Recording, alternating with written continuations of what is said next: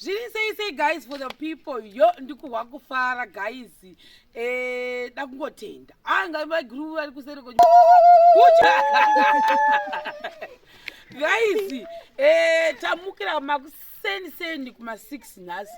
zuro takaswera tisipo zvakare takabuda makuseni tikazotodzoka zuva rovira dakungotenda vese vemaauthorities vari kutibata ndochitenda zvakare social welfare yakauyawo zvakare pano uya ikaona baba vapano goziva mwana unogozoti ko vemaauthorities vemutemo vari kuti kudiwo nenhau iyi handina zvimwe zvandokwanisa kuti nditaure because rinenge rabasa ravo iroro but ndoda kungotenda social welfare yakasvika takapesana navo because ndandana unocollecta zvinhu zvevana avava kubridge ndokuzodzoka kubva kuno kusvika kubridge guys pane mufambo saka ndikasvika titiko plus nhasi ndaziva nzvimbowo ndichirashika mukati mebridge muya ndine vamwe vanhu vandaida vada kundibatisa futi hembe chaidzo takakona kuzobatana futi zuro pabridge paya kuda nhamba dzavo handizozi kuti malaini anonatsa kushanda mubridge ndapi asi ndine macollections andaifanira kuita mamwe zvakare but zvisinei ndakazongohwinawo zvimwe zuro iyeye nhasi tikahwina zvakare kureva kuti zvinhu zvedu zviri kufamba zvakanaka saka zvazuro manje saka zuro handisi kuziva kuti uchakwanisa kumakala ndiani uchatanga kuchara ndoizva tikakwanisa kuwana zuro ndizuro zvandakabva nazvo kubridge hambozviona chitenda nesapoti yenyu izvi ndo zvazuro izvi zviambaro zvavana manguvo ravo ndiani unosatanga kushara hopi ndine ndotomoketa unoda ripi chisenga takura bhechi takarera zvirimotakara ndaona bai uri anosara ndiani ketai bhesi kajelawo savura chiuya utorera pemberera mwana muratu wanga unokona takarera yapi ucho auchagoni kusi chingora kwizi kajiya takarapi sabukaita devatakoita mukomana unoona ari kushayiwa anoramba achingodai Achimbodzonga hati waina anotsvaka madhongi saka so far so good takakwanisa kuwana zvevasikana 3 ava handizozivi kana aripo anoda kuti akwanise kupa mukomana waya mukomana haana ndawana zvevavava saka isu zvedu zvinhu zvese zvobuda vhidhiyo handiiti zvokupa kunhu kuseri baba vavana avo vari pano vari kuseri uko vakataurawo futi nevanhu vesocial welfare zvavakataurirana ndozvavakataurirana ikoko hatisi kuziva kuti vachadini handiti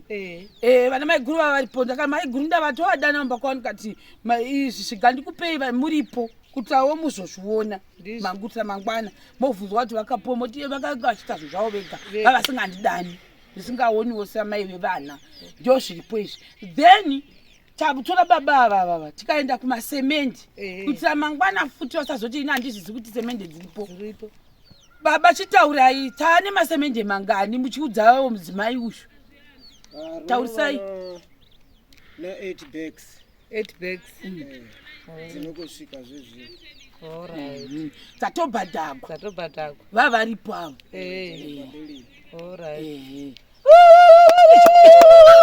tatenda zvikuru kupatsigwa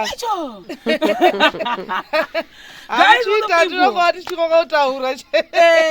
hai guys ndoda kufara ndikutenda singamboiti nesapoti yenyu then kune vamwe vakava vanditi zuro pavaindifonyera uya kushopu utore mabhegi esimenti moona mota yangu dambudzo robuda paya manje kuti dai ndakatosvika nadzo semende zuro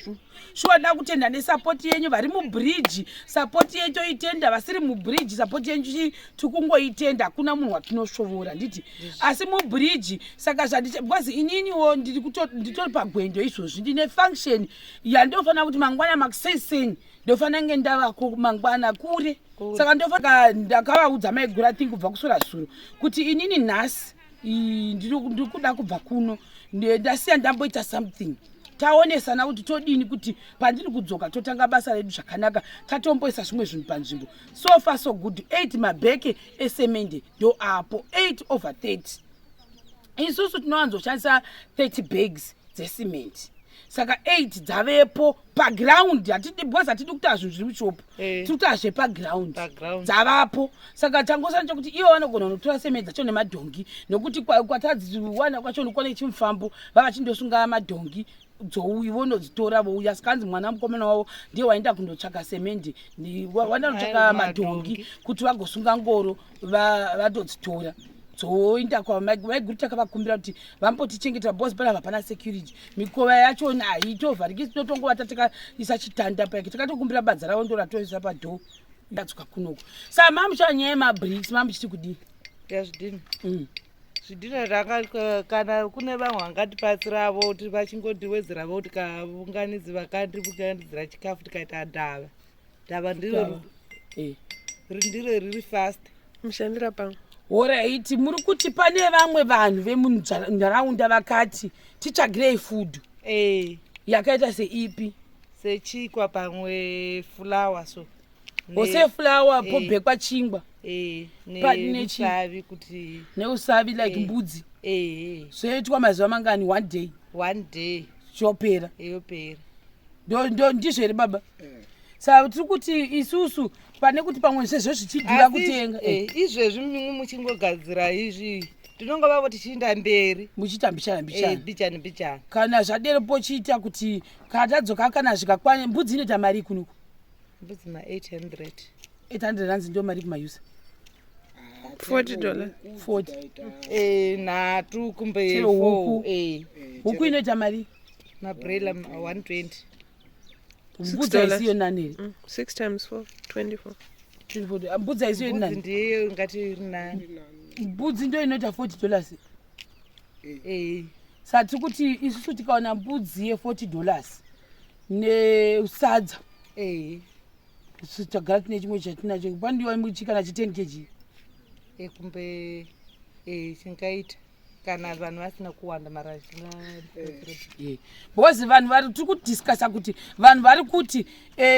vakadhiskasa vakati ngavatichakire isusu semashemari yenziwo sezvo community iri kuti tiri kuda kuvabatsira vana ava kuti zvichese izvozvo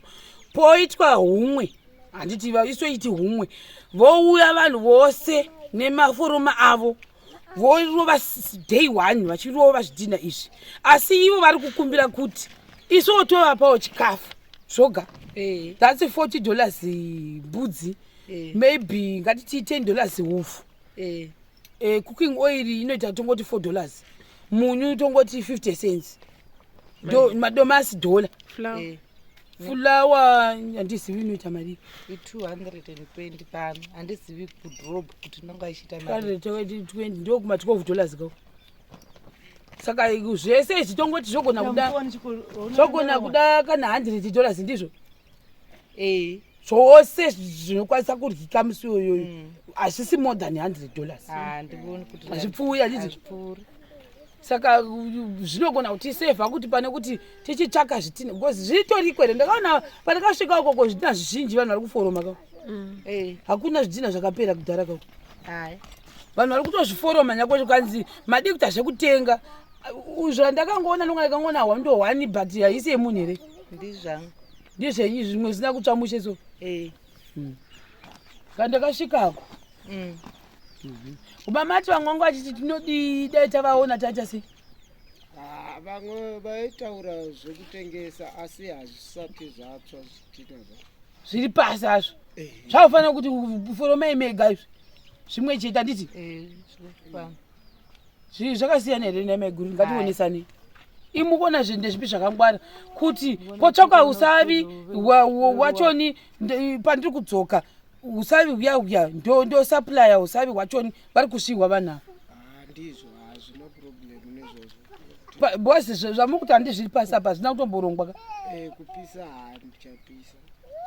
wamunobatsigwa handiti wekuti muchazopisa mozopisa kana babatsigwa kuforoma mochizopisa. I think vari kuzvinzwa saka ndo nyaya iripo kutagwa iri suggestion kune vaya pamwana kugona kufunga kuti toda kuhwisa tichichiitika because vekunoka I feel like vanhu vazhinji vasinganyi kutitevera vekusaidi kunoka havazozivi kuti ndoshanda sei, ndo mashandiro atinoita techingoya pavhidhiyo seizvozvi discussion tichitorova muri muvhidhiyo kwete kuti ndorova kuri kuseri tatorovera muvhidhiyo tadiscasa panapa kuna kugarwa meeting before the video ndiri kutozvihwawo izvozvi suggestion yavo ndatoiti taurai vanhu vachizviwa mega vazviwa handiti tasofunga pamwe kuti ini ndikuda kuita metsi dzangu handiti ka saka kana pane ari up for that challenge yekuti tisupply murivo wachoniwoyo mbudzi yacho iri kunzi $40 dzinowanika ka mbudzi yacho dzikunzi $40 dzinenge zvakanaka ndochidi toita muriwo wacho toita ufu hwedu kana kuti mugomo wedu wemabagwe touya nawo toisa chiturita chemafuta toisa makeji mangani efulawa 12.5 hondo yamukuti inoita $24 inoita $12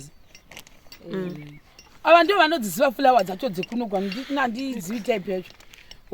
zvavo vazhinji zvinobva kusouth right its okay saka kuda rinenge rakakura fulawa iroro mukwimba rakareba zvekurevesa kai neti makeji mangani 12.5 neti 12.5 kgs o i 12.5 kg cha $12 yakakura chaizvo esinonaka chaizvo ina ndiizivinyi shuwa ndizivi fulawa iyoyo tapinda paya ndaivapinda mutakshop tongoziva yedu iyi $2 ndosvititi mukwimba ndokuragare